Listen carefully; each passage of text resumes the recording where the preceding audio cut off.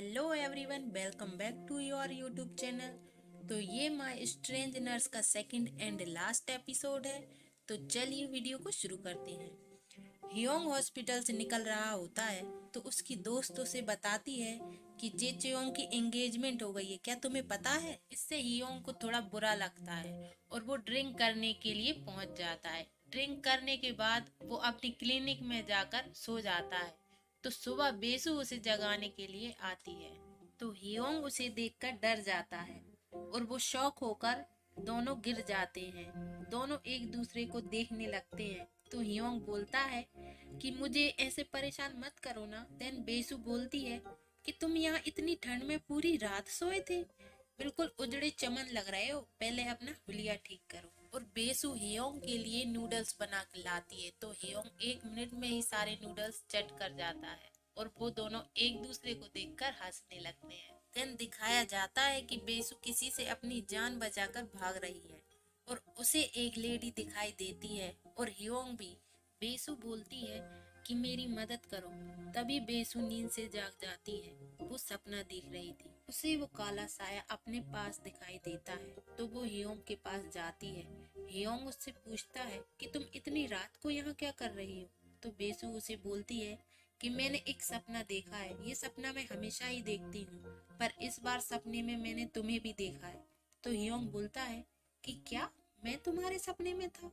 तो बेसु बोलती है कि तुम्हें देखकर मैं सपने में बहुत खुश हुई थी, तुम बता सकते हो कि क्यों।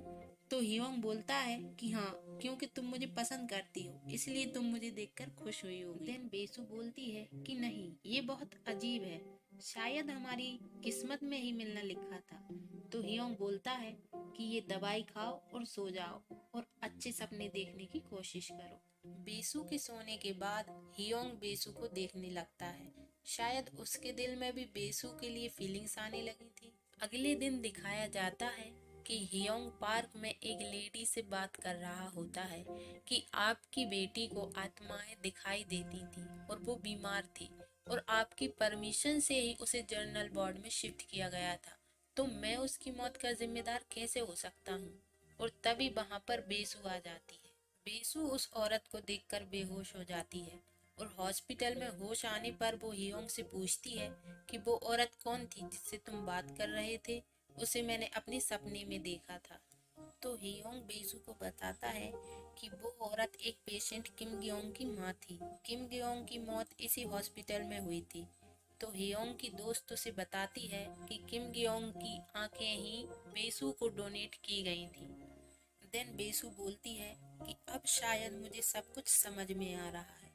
वो बुरा सपना मेरा नहीं, किम गियोंग का है। नेक्स्ट दिखाया जाता है कि बेसु और हियोंग अपनी क्लिनिक जा रहे होते हैं और तभी बारिश होने लगती है। और बारिश हो और रोमांस ना हो, ऐसा तो हो ही नहीं सकता। बेसु बारिश में भीगने लगती है तो हियोंग भी उसे देखता है और वो भी भीगने लगता है। तो बेसु हियोंग से बोलती है कि अरे, आपको तो बारिश पसंद ही नहीं है। तो हियोंग बोलता है कि शायद अब मैं समझ गया हूँ कि तुम किस तरह से सोचती हो, चलो दोनों साथ में भीगते हैं। बेसु हियोंग के गले लग जाती है और बोलती है कि मैं तुम्हें बहुत पसंद करती हूँ और एकदम से हियोंग को किस कर लेती है। तो वहाँ का शॉप ओनर बोलता है कि ये सब मेरी दुकान के आगे क्या कर रहे हो, पागल हो गए हो क्या। तो हियोंग बोलता है कि जो प्यार करते हैं वो पागल होते हैं क्या, और बेसु को फिर से किस करने लगता है, जिससे शॉप ओनर शॉक हो जाता है और बेसु और हियोंग बारिश का फुल ऑन मजा लेते हैं। अगले दिन हॉस्पिटल में बेसु सफाई कर रही होती है तो वो हियोंग के हाथों में एंगेजमेंट रिंग देख लेती है, जिससे हियोंग थोड़ा ऑकवर्ड सा फील करता है और वो बेसु से कहता है कि शायद मैं कल थोड़ा बहक गया था, अगर मैंने कुछ गलत किया हो तो उसके लिए मुझे माफ कर देना। तो बेसु बोलती है कि कोई बात नहीं, इतना ऑकवर्ड फील करने की कोई ज़रूरत नहीं है, मैं समझती हूँ। और केबिन से बाहर निकल जाती है तो वो देखती है कि उसकी डॉक्टर आई हुई है और वो डॉक्टर से पूछती है कि अरे, आप यहाँ कैसे। तो जे चियोंग बोलती है कि मैं हियोंग की एक्स मंगेतर हूँ और वो अपने और हियोंग के बारे में बातें करने लगती है। तो हियोंग बीच में ही कूद पड़ता है और बोलता है कि अरे, तुम यहाँ 1 मिनट रुको, मैं अभी आता हूँ। और केबिन से जल्दी से अपना कोट लेकर बाहर आता है और जे चियोंग से बोलता है कि चलो हम बाहर चल के बात करेंगे।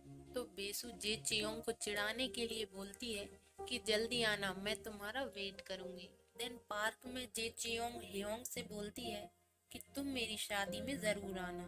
तो हियोंग बोलता है कि क्या मैं तुम्हें पागल लगता हूँ? मैं तुमसे प्यार करता हूँ और मैं तुम्हारी शादी में क्यों आऊँ? आज के बाद हम दोनों कभी नहीं मिलेंगे। और वहां से चला जाता है। वहीं दूसरी तरफ बेसु को वही सपना फिर से आता है।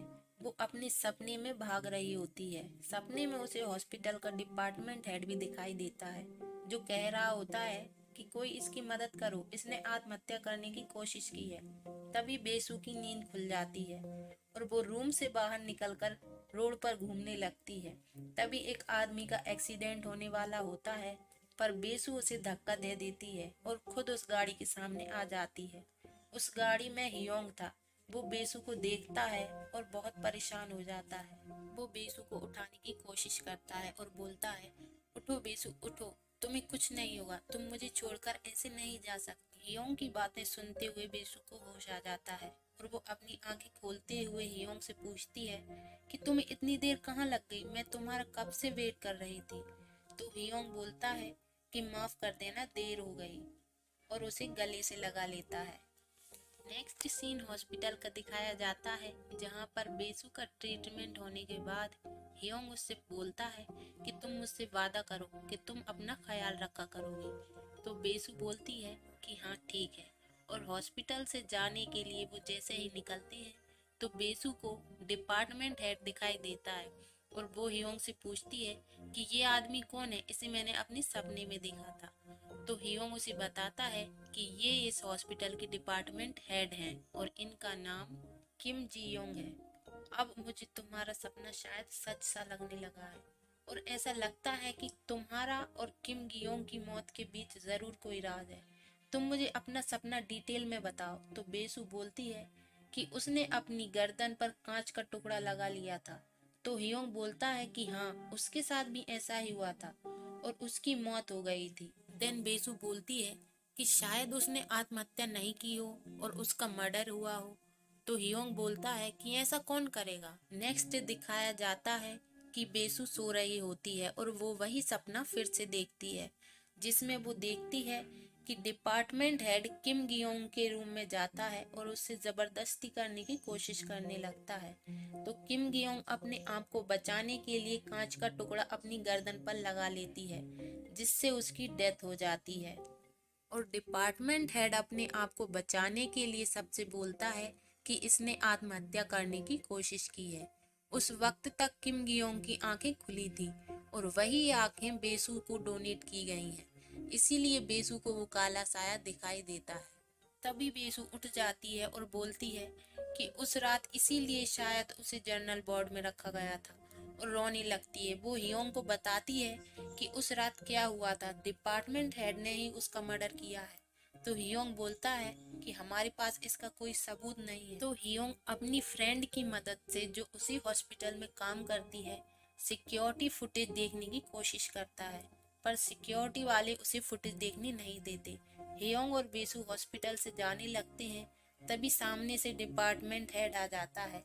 तो हियोंग बोलता है कि तुमने ही किम गियोंग को मारा है ना, पता नहीं तुमने कितने मरीजों को मारा होगा। तो डिपार्टमेंट हेड बोलता है कि तुम्हारे पास कोई सबूत या गवाह है मेरे खिलाफ, और हंसते हुए वहां से चला जाता है।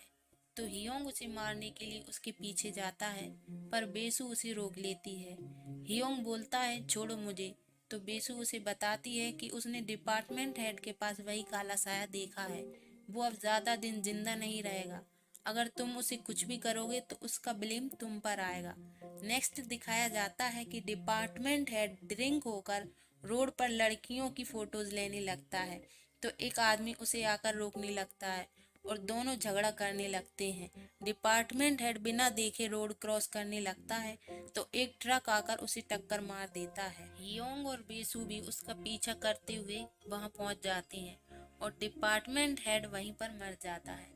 नेक्स्ट दिखाया जाता है कि अब हियोंग का हॉस्पिटल अच्छे से चलने लगा है और दोनों घर जा रहे होते हैं।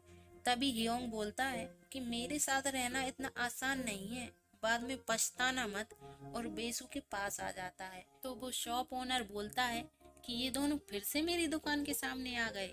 तो हियोंग उस दुकान वाले को जलाने के लिए बोलता है कि अब तो किस करना बनता है, और वो रोमांटिकली बेसु को किस करने लगता है। तो इसी प्यारी सी किस के साथ हमारी ये स्टोरी यहीं पर खत्म होती है। अगर आप अपनी पसंद का कोई के ड्रामा या मूवीज की एक्सप्लेनेशन सुनना चाहते हैं तो कमेंट करके जरूर बताइएगा।